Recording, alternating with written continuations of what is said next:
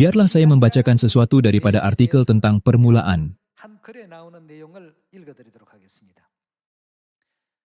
Ada bahagian yang memberikan nasihat ini. Apabila kamu bermula, mulakan dengan perkara berikut ini.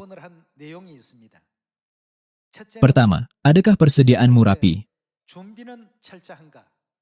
Sama ada kita memulakan tahun baru atau hari baru, sama ada kita memulakan kerja Injil, belajar sebagai pelajar atau perniagaan sebagai usahawan? Adakah kita telah membuat persediaan rapi untuk permulaan itu?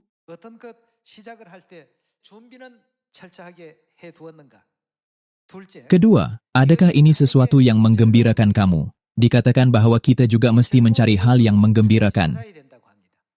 Semasa bekerja untuk Injil, daripada berkata, ini terlalu sukar, atau saya tidak dapat melakukan ini.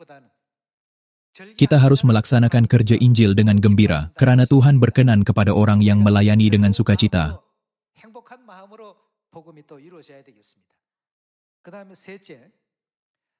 Ketiga, adakah ini bermanfaat bagi orang lain? Keempat, adakah ia bermakna sama ada ia berjaya atau gagal? Dikatakan bahwa apabila kita memulakan sesuatu, kita perlu pastikan untuk mempunyai keempat-empat hal ini.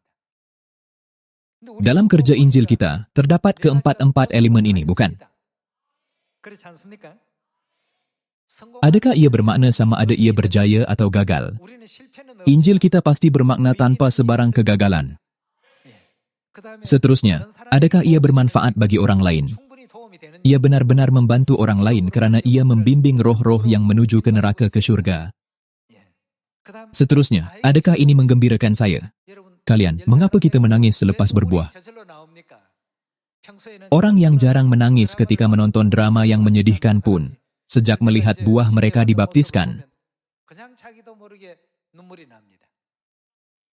Bukankah ia peristiwa yang menggembirakan dan sumber kebahagiaan? Sebab itulah kita diberitahu untuk bermula dengan semua elemen ini. Namun dikatakan bahawa menetapkan matlamat yang besar tetapi mulakan yang kecil. Sebab itulah, dalam Ayub bab 8, dicatatkan bahawa walaupun Injil kita mungkin bermula dengan hina, tetapi bagaimana dengan kesudahannya, ia akan menjadi makmur. Permulaan yang sebenar tidak bermula dengan keraguan. Sebaliknya, itu ialah tindakan melangkah dengan iman.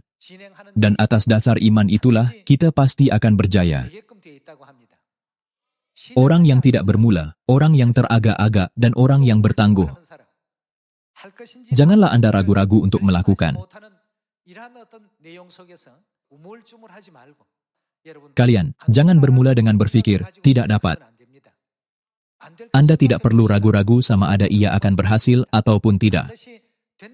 Sebaliknya, mulakanlah dengan keyakinan, ia pasti akan berjaya, ia pasti akan dilaksanakan. Mari kita lihat buku Matius bab 24 ayat 13. Tetapi orang yang bertahan sampai pada kesudahannya akan selamat. Dan Injil kerajaan ini akan diberitakan di seluruh dunia menjadi kesaksian bagi semua bangsa, sesudah itu barulah tiba kesudahannya. Injil kerajaan Tuhan telah dicipta untuk diberitakan kepada semua bangsa. Dan apakah yang akan berlaku kepada seluruh dunia akhirnya? Injil ini akan diberitakan kepada semua orang, dan kemudian kerja Tuhan yang menakjubkan akan diselesaikan. Sejauh manakah sumbangan dan penglibatan kita dalam menjayakan kerja keselamatan global ini? Hanya mempunyai keazaman tidak membuat segala-galanya berlaku secara otomatik. Seperti yang tertulis dalam buku Markus bab 1, Yesus pun bangun pada waktu awal pagi untuk berdoa, dan apakah yang dia lakukan selepas itu? Menginjil. Begitu juga, setiap hari bapa dan ibu memulakan kerja keselamatan demi anak-anak mereka dengan doa.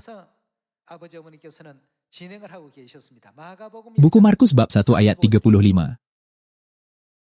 Dalam bab 1 ayat 35 tertulis, pagi-pagi benar, waktu hari masih gelap, ia bangun dan pergi keluar. Ia pergi ke tempat yang sunyi dan berdoa di sana. Tetapi Simon dan kawan-kawannya menyusul dia. Waktu menemukan dia mereka berkata, semua orang mencari engkau. Jawabnya, marilah kita pergi ke tempat lain, ke kota-kota yang berdekatan, supaya di sana juga aku memberitakan Injil, karena untuk itu aku telah datang. Lalu pergilah ia ke seluruh Galilea, dan memberitakan Injil dalam rumah-rumah ibadat mereka, dan mengusir setan-setan. Pada awal pagi, dia berdoa, dan dia terus keluar untuk memberitakan Injil. Permulaan yang kecil itu telah tersebar secara meluas sehingga kini, hampir tiada sesiapa di dunia yang belum pernah mendengar tentang Yesus. Namun, masih banyak yang belum betul-betul memahami peraturan, ketetapan, dan hukum Tuhan. Sebab itulah sekarang kita harus pergi kepada mereka, mengajar mereka, membuka mata mereka, dan membimbing mereka ke pangkuan Tuhan. Inilah misi kita.